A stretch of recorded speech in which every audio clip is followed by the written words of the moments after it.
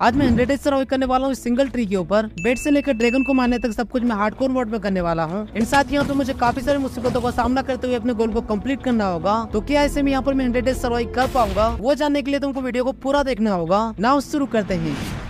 World को create करते से मैं स्पॉन होता हूँ एक ट्री के ऊपर, जो कि दिखने में कुछ ज्यादा ही ओपी लग रहा था। फिर क्या फटाफट से थोड़ा वुड जमा किया एंड अपने लिए क्राफ्टिंग टेबल बनाई। बट मैंने इसके लीव्स को कलेक्ट नहीं किया बिकॉज ये दिखने में काफी ज्यादा कूल लग रही थी। देन उसके बाद फटाफट से मैंने एक शवल बनाई एंड यहाँ से बहुत सारी सैंड को जमा किया बिकॉज मुझे अपने प्लेटफॉर्म को थोड़ा एक्सपांड करना था। माइनिंग के दौरान मुझे यहाँ से थोड़ा स्टोन मिल जाता है, जिसका यूज करके मैंने एक फर्नेस बनाया। यही छोटा मोटा काम करने के चक्कर मेरा पूरा दिन निकल जाता है। नाउ भी मुझे यहाँ पे बहुत सारा वुड चाहिए होगा, बट मेरे पास एक ही रेड का ब्लॉक था, तो ऑब्वियसली बात है मुझे एक सैम्पलिंग चाहिए ही होगी, जिससे कि मैं ज्यादा से ज्यादा वुड जमा कर सकूं। उसके बाद मैंने एक साइड के सारे लीव्स को कलेक्ट किया एंड फाइनली मुझे यहाँ पे सैम्पलिंग भी मिल जाते हैं। तो मैंने फटाफट से अपने सैम्पलिंग को प्लांट किया एंड साथ अपने वुड से थोड़ा चारकोल निकाला। देन अपने सैंड को भी पकने के लिए डाल दिया। नाउ भी मेरे पास रात में कुछ और करने को था ही नहीं, तो मैं सीधा निकल जाता हूँ माइनिंग के लिए। इन माइनिंग करते करते अचानक से मेरी पिकेक्स टूट जाती है, तो मैं वापस से सरफेस पे आ जाता हूँ बिकॉज मुझे क्राफ्टिंग टेबल के चक्कर में फालतू में वुड वेस्ट नहीं करना था। एंड जैसे मैं बाहर आता हूँ यहाँ पे सुबह होने वाली थी एंड सनराइज क्या ही लग रहा था यार। उसके बाद फटाफट से मैंने अपने टूल्स को अपग्रेड किया एंड साथ ही अपने प्लेटफॉर्म को भी थोड़ा एक्सपांड किया। देन उसके बाद मैंने अपने आसपास के एरिया को भी थोड़ा एक्सप्लोर किया। इस दौरान मैंने यहाँ से बहुत सारी कैंडल जमा करी। मुझे एक बात समझ में नहीं आती कि भाई कैंडल कैसे जल सकती है समुद्र के अंदर। खैर इस बात को इग्नोर करते हुए मैं वापस से अपने आइलैंड पे आ जाता हूँ। नाउ भी मुझे यहाँ पे फूड का भी इंतजाम करना होगा बिकॉज मेरा हंगर कुछ ज्यादा ही जल्दी जा रहा था। देन उसके बाद मैंने यहाँ पे काफी देर तक फिशिंग करी स्वॉर्ड का यूज करके। इस दौरान मुझे यहाँ पे बफर फिश दिखती है, जिसको मैं छेड़ने के लिए चला जाता हूँ, बट भाई ये तो एक ही शॉट में निपट जाती है। मुझे लगा था शायद से मुझे यहाँ पे थोड़ा बहुत डैमेज मिलेगा। अब देखो ट्रॉपिकल फिश को पकाया तो नहीं जा सकता, मुझे इसको कच्चा ही खा के काम चलाना होगा। बट सारी ट्रॉपिकल फिश को खाने के बाद भी मेरा हंगर फुल नहीं होता है, तो मैं एक बार फिर से फिशिंग के लिए निकल पड़ता हूँ। फिशिंग करते करते मेरा डे 2 भी चला जाता है। उसके बाद मैंने यहाँ पे कुछ कैंडल्स को प्लेस किया एंड फिर याद आता है कि मुझे इसको जलाने के लिए फ्लिंट एंड स्टील भी तो चाहिए होगा। देन उसके बाद मैंने वापस से थोड़ा और चारकोल निकाला एंड थोड़ी सी टॉर्चेस बनाई। ना उसी के साथ अभी अपना सैम्पलिंग भी ग्रो हो चुका था, बट अभी इसको मैं काटने के मूड में बिल्कुल भी नहीं था, इसलिए मैं अपने डेट को कहीं और प्लेस करके वहाँ पर वापस एक सैम्पलिंग प्लान कर देता हूँ। देन एक बार फिर से निकल पड़ता हूँ माइनिंग के लिए एंड इस बार माइनिंग के दौरान मुझे यहाँ से बहुत सारी डेट मिल जाती है, जो की मेरे लिए सबसे ज्यादा इंपॉर्टेंट थी। सारी डेट को कलेक्ट करने के बाद मैं वापस से बाहर आ जाता हूँ। जैसे मैं बाहर आता हूँ यहाँ पे वापस से सनराइज हो रहा था। Good luck guys. देन उसके बाद मैंने आसपास के एरिया को थोड़ा और एक्सपांड किया डर्ट का यूज करके। देन साथ ही मैंने आसपास सारे सैम्पलिंग को प्लांट कर दिया। इन सभी को मैंने एक प्रॉपर शेप में प्लांट किया, जिससे कि दिखने में काफी कूल लगेंगे। ना उसी के साथ मैं एक बार फिर से निकल पड़ता हूँ फिशिंग के लिए। इन फिशिंग के चक्कर में अचानक से मेरी सांस फूल जाती है एंड मैं फालतू का डैमेज ले लेता हूँ। देन उसके बाद मैंने यहाँ पे थोड़ा डीप में भी जाके एक्सप्लोर किया, शायद से कुछ मिल जाए, बट यहाँ से मुझे कुछ नहीं मिलता है। जैसे मैं बाहर आता हूँ यहाँ पे मेरे कुछ ट्रीज ग्रो हो चुके थे, तो मैंने फटाफट से उन सभी को कट किया एंड वापस से अपने सभी सैम्पलिंग्स को प्लांट भी किया। आई नो अभी तुम सोच रहे हो कि मैं नाइट में माइनिंग के लिए क्यों जाता हूँ, तो क्या सिंपल आंसर यार, मेरे को रात में कुछ दिखता ही नहीं करने को। इस बार की माइनिंग के दौरान मुझे थोड़ा कोल भी मिल जाता है एंड साथ ही थोड़ा बहुत आयरन भी मिल जाता है। माइनिंग करते करते मेरा सारा फूड खत्म हो जाता है, तो मुझे वापस से आइलैंड पे आना पड़ता है। इन बार आते से मैंने अपने आयरन को स्मेल्ट होने के लिए डाला। नाउ भी मेरे पास सफिशिएंट आयरन हो चुका था, तो मैंने फटाफट से एक हेलमेट बनाया। देन अपनी पेट पूजा करी। यहाँ से मेरी पीछे से मेरा हंगर काफी ज्यादा स्लो बढ़ रहा था, इसलिए मुझे कुछ और तरीका ढूंढना होगा। इतने भी मेरी नजर पड़ती है केल्प के ऊपर, तो मैं फटाफट से बहुत सारी केल्प जमा करता हूँ। देन उसके बाद मैंने अपनी सारी केल्प को पकने के लिए डाल दिया एंड अपनी हेल्थ को फुल किया। एंड इतने में मुझे यहाँ पे एक ड्रोनोट दिख जाता है, तो मैं उसको पटक पटक के मारता हूँ।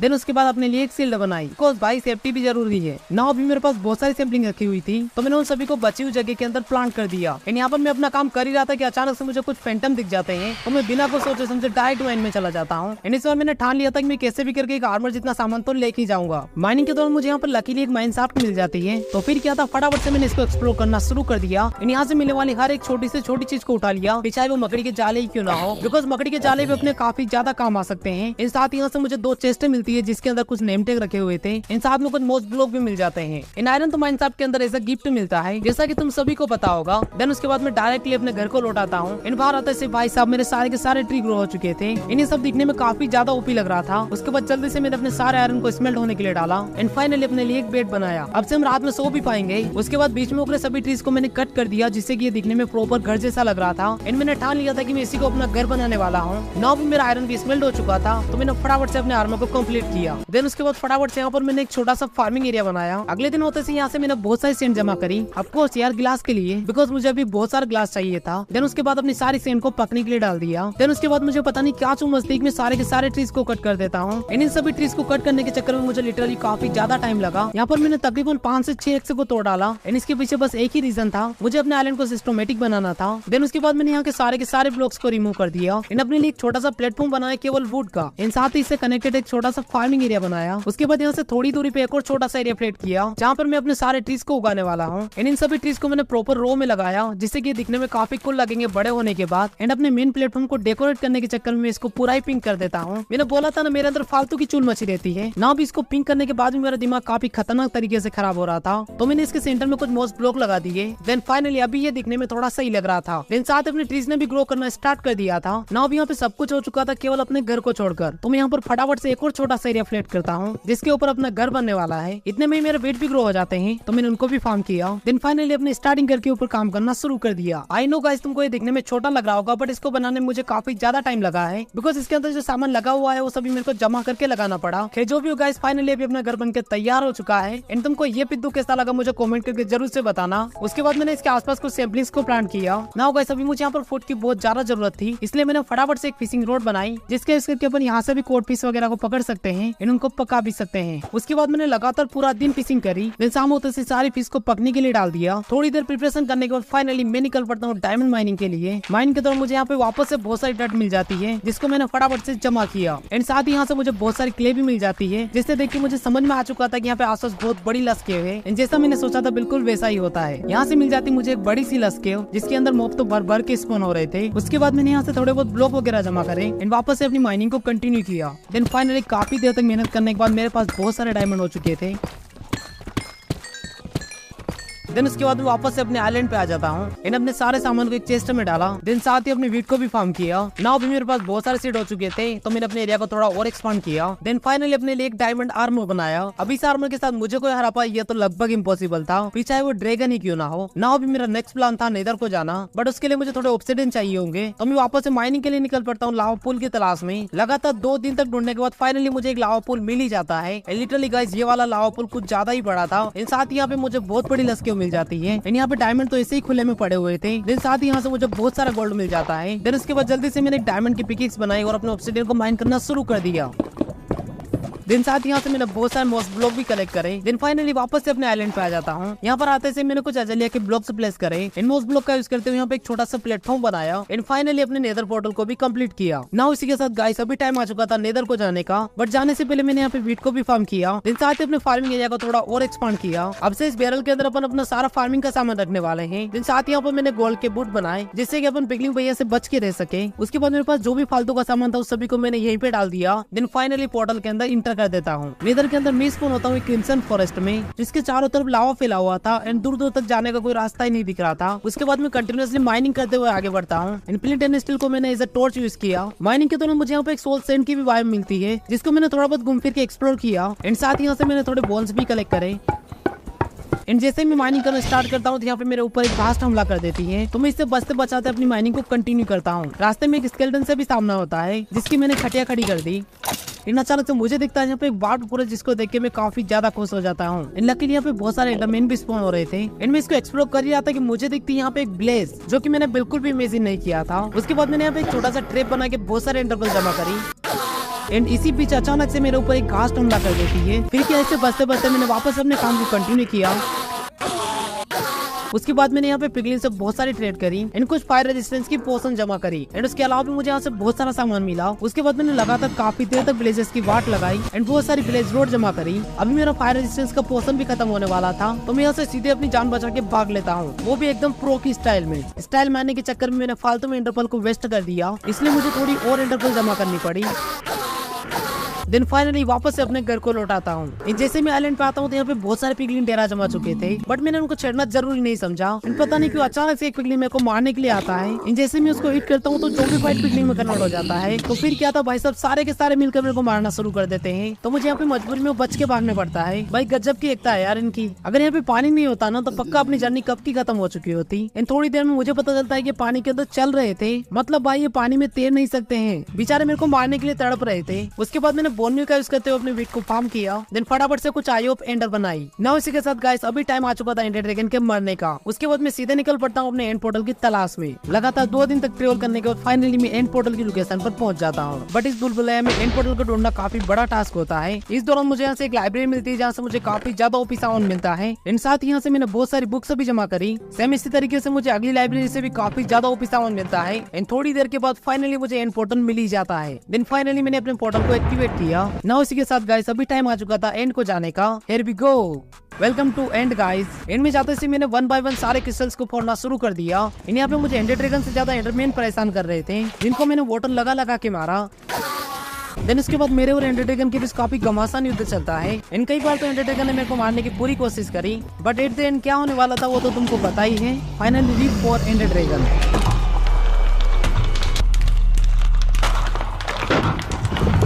उसके बाद मैंने जल्दी से सारी एक्सपी को कलेक्ट किया। इन साथ ही अपने एंडर ड्रैगन के एक को भी उठा लिया। कुछ भी कहो यार, स्टोरी के कंप्लीट होने का मजा ही कुछ और होता है। आइलैंड पे आते से मैंने फटाफट से एक एन्चेंटमेंट टेबल बनाई। इन साथ में कुछ बुक सेल्फ भी बनाए। देन फाइनली अपनी टेबल को एक जगह पे प्लेस किया। इन सारे बुक सेल्फ को यहीं पे प्लेस कर दिया। नाउ गाइस मेरे नेक्स्ट गोल को कंप्लीट करने के लिए मुझे काफी ज्यादा पावरफुल बनना होगा। उसके बाद जल्दी से मैंने अपने आर्मर और टूल्स के ऊपर एन्चेंटमेंट्स लगाई। एंड लिटरली मुझे यहाँ से काफी ज्यादा ओपी एन्चेंटमेंट्स मिल रही थी। देन उसके बाद मैंने जल्दी से अपने वेट को भी फार्म किया। नाउ इसी के साथ गाइस अभी टाइम आ चुका था इलेक्ट्रा को लाने का। देन फाइनली निकल पड़ता हूँ अपने एंड पोर्टल की तरफ। रास्ते में मुझे यहाँ पे एक बड़ा सा विलेज मिल जाता है, जिसके अंदर से मुझे लिटरली एक कैमल मिल जाता है। चाहे कुछ भी हो जाए अपन इसको अपने आइलैंड पे जरूर से लेके जाने वाले हैं। एंड साथ ही यहाँ से मुझे काफी सारा फूड भी मिल जाता है। उसके बाद 1 बाय 1 में 2 विलेजर को अपने आइलैंड पे लेके गया। इन मेरे इस विलेजर को पता नहीं इस लिव के अंदर क्या दिख रहा था, ये इसको गुरगुर के देखे जा रहा था। उसके बाद मैंने यहाँ पे एक छोटा सा एरिया बनाया जहाँ पर ये अब से रहने वाले हैं। इन दोनों विलेजर के लिए अंदर बेड लगा दिए। अब जैसे नाइट होगी तो ये दोनों ऑटोमेटिक अंदर चले जाएंगे। इन जैसा मैंने सोचा था बिल्कुल वैसा ही होता है। उसके बाद इन दोनों को मैंने बहुत सारे ब्रीड खिलाया जिससे की ब्रीडिंग कर सके। देन फाइनली थोड़ी देर के अंदर इनकी ब्रीडिंग भी स्टार्ट हो जाती है। ना उसी के साथ अभी अपने आइलैंड के ऊपर एक छोटा सा मेहमान आ चुका था। देन उसके बाद मैंने इनको थोड़े और ब्रेड खिलाए। ना अभी मुझे यहाँ पे थोड़े और ब्रेड लगाने होंगे जिसके बाद ही ब्रीडिंग करने वाले हैं। तो मैं फटाफट से माइन साहब में पहुंच के बहुत सारी स्ट्रिंग को जमा करता हूँ। देन उसके बाद फाइनली यहाँ पे 2 बेड बनाए, इनको अपने विलेजर के पास प्लेस कर दिया। देन फाइनली इनकी ब्रीडिंग भी स्टार्ट हो जाती है। एंड जैसे मैं सुबह उठ के देखता हूँ तो यहाँ पे 5 विलेजर हो चुके थे। इन साथ में एक आयरन गोलम भी स्पॉन हो चुका था। तो मैंने इसको मार के थोड़ा आयरन जमा किया। अब से अपने को यहाँ पे आयरन की बिल्कुल भी कमी नहीं होगी। नाउ भी मेरे बीट वापस से ग्रो हो चुके थे, तो मैंने उन सभी को वापस से फार्म किया। यहाँ पे स्पॉन होने वाले सारे आयरन गोलम्स की वाट लगाई। उसके बाद मैंने यहाँ से बहुत सारी सेंड जमा करी, बिकॉज अभी मुझे यहाँ पे बहुत सारे ग्लास की जरूरत थी। देन उसके बाद अपनी सारी सेंड को स्मेल्ट होने के लिए डाल दिया। एंड अपने विलेजर के घर को ऊपर से कवर किया जिससे कि इनके ऊपर लाइटनिंग वगैरह न गिरे। ऑलराइट गाइस, फाइनली अभी अपना काम कंप्लीट हो चुका है। एंड ये दिखने में काफी ज्यादा ओपी लग रहा है यार। देन उसके बाद मैं वापस से निकल पड़ता हूँ अपने अधूरे मिशन को कंप्लीट करने के लिए। एंड में जाते थे मैंने बहुत सारी इंटरपोल जमा करी, बिकॉज इंटरपोल अपने काफी ज्यादा काम होने वाली है।